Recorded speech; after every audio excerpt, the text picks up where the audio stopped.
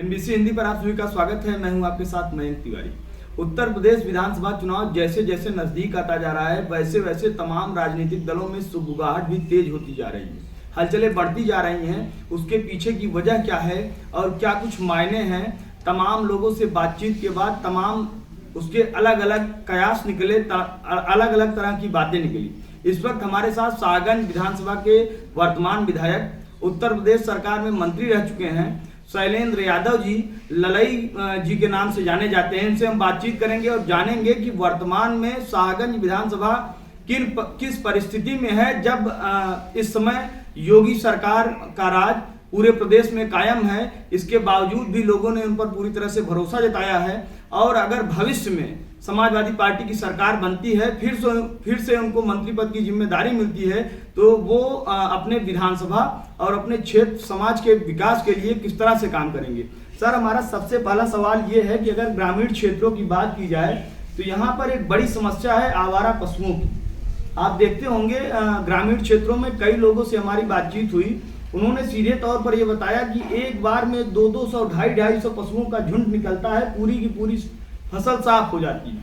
ग्रामीण क्षेत्रों की आमदनी की अगर बात की जाए तो खेती से ही यहाँ पर लगभग 95% लोग अपना लालन पालन करते हैं। तो ये एक बड़ा मुद्दा है। अगर आपकी सरकार बनती है और आपको बड़ी जिम्मेदारी फिर से दी जाती है तो आप किस तरह से इस मुद्दे पर काम करेंगे? देखिए, प्रधानमंत्री मोदी जी ने ये कहा था कि हम जनवरी 22 तक किसानों की आय दोगुना कर देंगे और जनवरी 22 आने में महज 25 दिन रह गए हैं। मैं समझता हूँ डबल इंजन की सरकार का प्रदेश की जो सरकार है उसके अब चलने का समय आ गया है, जाने का समय आ गया है। इन पौने 5 सालों में उन्होंने किसानों की आय दुगना करने का कोई प्रयास नहीं किया, बल्कि किसानों के खेत में लागत दुगनी हो गई और आय आधी हो गई। और जब लागत दुगनी हो गई, आय आधी हो गई, इसे जोड़ा जाए तो टोटल आय उनकी चौथाई होगी। तो प्रदेश का किसान हर तरह से सरकार में परेशान है, बेबस है, लाचार है। न सिर्फ हमारा पशुओं से ही परेशान है, बल्कि महंगी बिजली से परेशान है, महंगे डीजल से परेशान है, महंगी खाद से परेशान है और यहाँ तक कि उसका जो उपज है उसका लाभकारी मूल्य नहीं मिल पा रहा है, इससे भी परेशान है। इसलिए उत्तर प्रदेश का किसान, उत्तर प्रदेश का बेरोजगार नौजवान, उत्तर प्रदेश का छोटे व्यापारी, शोषित, पीड़ित, वंचित समाज के लोग, इन्हें एक एक टाइम खाने का इंतजाम करना पड़ रहा है, वो सभी लोग परेशान हैं और चुनाव की तारीख का इंतजार कर रहे हैं। जैसे चुनाव की तारीख आएगी, उत्तर प्रदेश का किसान, बेरोजगार नौजवान, मजदूर, व्यापारी, महिलाएं, पिछड़े, दलित, शोषित, वंचित, अकलियत समाज के लोग, समाज के सभी वर्गों के लोग जिन्हें कोरोना में दवाई नहीं मिली, कोरोना में जिन्हें ऑक्सीजन नहीं मिला, जिन्होंने अपने परिवारों को खोने का काम किया, ये सभी लोग सरकार से हिसाब किताब करने के लिए तैयार हैं और वो चुनाव का इंतजार कर रहे हैं। सर, कोरोना का जिक्र हुआ, कोरोना पर ही हम कुछ बातचीत करना चाहेंगे। पहली लहर के दौरान अगर आप देखेंगे, मरकज और तबलीगी जमात पर तमाम सवाल उठाए गए। उस आड़ में नमस्ते ट्रंप को छिपा दिया गया, पूरी तरह से दबा दिया गया। दूसरी लहर में आप अगर देखेंगे तो उत्तराखंड में नए नए मुख्यमंत्री आए, तीरथ सिंह रावत जी। उत्तराखंड में क्या कुछ कमियां थी कि लगातार मुख्यमंत्री वहां पे बदले गए, ये चीजें तो बात का विषय है, लेकिन सबसे पहली चीज ये है कि लगातार वहां पर मुख्यमंत्री बदले गए। तीरथ सिंह रावत जी को जिम्मेदारी मिली थी, 4-5 महीने भी वो चल नहीं पाए, फिर से नए मुख्यमंत्री पुष्कर सिंह धामी जी आए। उन्होंने पहला काम ये किया कि साधु संतों पर फूल बरसाया। अगर एक तरफ आप मरकज और तबलीगी जमात पर सवाल उठा रहे हैं तो दूसरी तरफ आप उन पर फूल बरसा रहे हैं, ये बड़ा मुद्दा है। और साथ ही साथ स्वास्थ्य मंत्रालय आपको बार बार आगाह कर रहा था, समझ जाइए, नहीं समझने लायक नहीं बचेंगे। इसके बावजूद आपने फूल बरसाया और आपका साफ तौर पर यह कहना था कि संतों की आस्था के आगे कोरोना टिकने वाला नहीं है। परिणाम यह हुआ कि अस्पतालों में वेटिंग लिस्ट की लंबी कतार, ऑक्सीजन की किल्लत से न जाने कितनों ने दम तोड़ दिया, वेंटिलेटर की समस्या और तमाम चीजें, इन सब से पूरा देश पूरी तरह से जूझ गया। तीसरी लहर भी धीरे धीरे अपना प्रभाव छोड़ना शुरू कर दी। तो अगर आप देखेंगे तो कहीं ना कहीं ये मिसमैनेजमेंट और मुसलमानों को जो द्वयम दर्जे का नागरिक समझा गया, इसे आप किस तरह से देखते हैं? भविष्य में अगर आपकी सरकार बनती है तो क्या सबको साथ में लेकर चलना है? इस जो ये बीजेपी का जो स्लोगन है, सबका साथ, सबका विकास और सबका विश्वास, कहीं ना कहीं इस पर भी एक बड़ा प्रश्न चिन्ह खड़ा होता है। अगर भविष्य में आपकी सरकार बनी, आपको बड़ी जिम्मेदारी मिली, तो आप इस पर किस तरह से काम करेंगे? देखिए, जहाँ तक कोरोना का सवाल है, कोई भी रोग, कोई भी बीमारी जाति, धर्म या मजहब के आधार पर नहीं होती, और मुझे कहने में बिल्कुल कोई संकोच नहीं है, इस महामारी को नियंत्रण करने में सरकार पूरी तरह से फेल रही, विशेषकर उत्तर प्रदेश की सरकार तो एकदम फेल रही। आज भी लोगों ने वो दिन नहीं भूला है। शायद 1947 के देश के बंटवारे के समय वो त्रासदी नहीं रही होगी जो कोरोना के समय में प्रदेश से लोगों को अपने घर आने में परेशानियों को झेलना पड़ा होगा। जिस तरह से लोग कंधे पर बच्चों को लादे, गर्भवती महिलाएं घर में पल रहे बच्चों के साथ साथ ऊपर कंधे पर बैठे हुए बच्चों को, अपनी घर की गृहस्थी को कंधे पर लादे हुए किस तरह से सैकड़ों किलोमीटर पैदल चलकर, रेलवे लाइन पकड़कर, रोड पकड़कर, किन मुसीबतों के साथ अपने घर जाने का काम किया है, वो लोग भूले नहीं हैं। और जब लोग बीमार हुए तो अस्पतालों में न दवा थी, न ऑक्सीजन था, न अस्पतालों में भर्ती किया गया, न उन्हें दवाई का इंतजाम किया गया। और आपने देखा होगा इस देश में जब तस्वीर गंगा के किनारे बहती हुई लाशों की तस्वीर दुनिया के अंदर गई, तो मैं समझता हूँ इस देश की जितनी बदनामी दुनिया के अंदर हुई है, उतनी पिछले 75 सालों में कभी इस देश की बदनामी नहीं हुई। इसलिए ये सरकार पूर्ण रूप से फेल रही है, और इन 5 सालों में इन्होंने कोई काम नहीं किया। यहाँ तक कि मुख्यमंत्री आदित्यनाथ जी, जिन्होंने टीम 11 बनाया था, इस टीम 11 में आप देखें एक भी मेडिकल का एक्सपर्ट नहीं था। जब महामारी से निपटना है तो मेडिकल का एक्सपर्ट उसमें रहना चाहिए। सिर्फ न कोई पॉलिटिकल आदमी था, न कोई सामाजिक आदमी था, कुछ इनके गिने चुने अफसर जो उत्तर प्रदेश को 5 साल में बर्बादी के रास्ते की तरफ ले गए हैं, उन्हीं अफसरों की टीम 11 के नाम पर, इस कोरोना के नाम पर पूरे प्रदेश को लूटने का काम किया, लोगों को मरने पर छोड़ दिया गया, लोगों को बेबस और लाचार कर दिया गया। उसको उत्तर प्रदेश की जनता भूली नहीं, और ये सरकार अपनी सारी विफलताओं को धर्म की तरफ ले जाती है। सर, एक चीज ये बताइए, किसान आंदोलन एक बड़ा मुद्दा है। अगर बात की जाए तो लगभग 1 साल से लगभग वो जो अलग अलग जगहों पर आंदोलनरत किसान थे, हर मौसम का उन्होंने पूरी तरह से ताप झेला। गर्मी, बरसात, ठंडी, सारी विषम परिस्थितियों में वो दिल्ली की सड़कों पर अलग अलग जगहों पर अपना जो है धरना देते रहे। इनका बार बार ये कहना था कि किसान आंदोलन पूरी तरह से सही है, इसमें जो भी कानून है पूरी तरह से, इनका जो भी बनाया गया है प्रोटोकॉल पूरी तरह सही है। इसके बाद जब उत्तर प्रदेश चुनाव नजदीक आ गया तो इनको बिल वापस लेना पड़ा। तो अगर बिल वापस लेना था तो 2-4 दिन, 10 दिन, 15 दिन, 20 दिन, 1 महीने के अंदर वापस ले लेते, तो शायद इतने किसान जो वहां पर अपनी जान गंवा दिए, वो शायद वो चीजें ना हुई होती। बिल आपने वापस लिया, सबसे फिर से सारी चीजें वही हुई। 1 साल आपने उन किसानों को परेशान किया है, उसका परिणाम तो मिलेगा ही। साथ ही साथ में अगर आप देखेंगे तो बीजेपी जिस तरह से अपनी नीतियों पर काम कर रही है, कहीं न कहीं किसानों की नाराजगी भी आपके लिए बड़ा बेनिफिट होगा आपके लिए।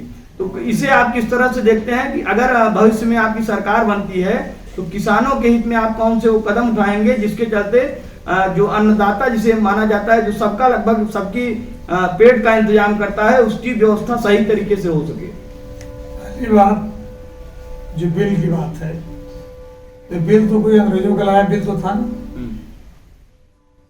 ये बिल तो भारतीय जनता पार्टी की सरकार ने लाया था 1 साल पहले, और आनंद फानन में जोर जबरदस्ती का लाया बिल था। अगर उसे कायदे राज्यसभा में कायदे वोटिंग कराई जाती तो बिल पास ना हो पाता, लेकिन राज्यसभा के अंदर बेईमानी से उसको पास किया गया, बिना बहस के पास किया गया, और ये इनका लाया हुआ बिल था। ये अपने चंद उद्योगपतियों के लाभ के लिए बिल को लाने का काम किया था। जब उत्तर प्रदेश के चुनाव आ गए और माननीय अखिलेश यादव जी समाजवादी पूर्वांचल एक्सप्रेस पर गाजीपुर से निकले दिन के 11 बजे, लखनऊ पहुंचते पहुंचते दूसरे दिन के सुबह 5 बजे पूरा हुजूम सड़कों पर था। इसे देखकर माननीय प्रधानमंत्री जी घबरा गए और घबराहट में फिर इन्होंने उत्तर प्रदेश और पंजाब जैसे प्रदेशों के चुनाव को देखते हुए घबराहट में फिर अपने ही लाए बिल को इन्होंने वापस किया और इस तरह से वाहवाही पीट रहे हैं जैसे अंग्रेजों के लाए गए बिल को वापस कर रहे हैं। अरे वो जब तुम्ही ने दिया था तो वाहवाही किस चीज की पीट रहे हो? और पिछले 1 सालों के अंदर 700 से ज्यादा किसानों की जाने गई हैं। एक भी जान की कीमत होती है।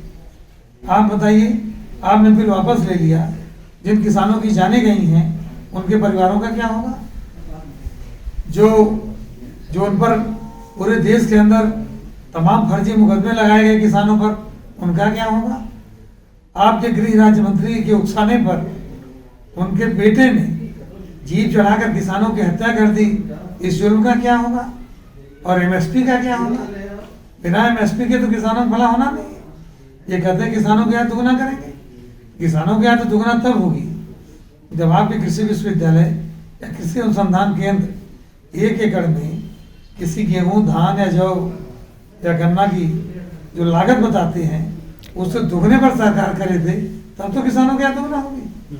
आज उत्तर प्रदेश में 1900 कुछ रुपए धान का दाम इन्होंने घोषित कर रखा है और खरीद हो नहीं रही है, फर्जी खरीद हो रही है।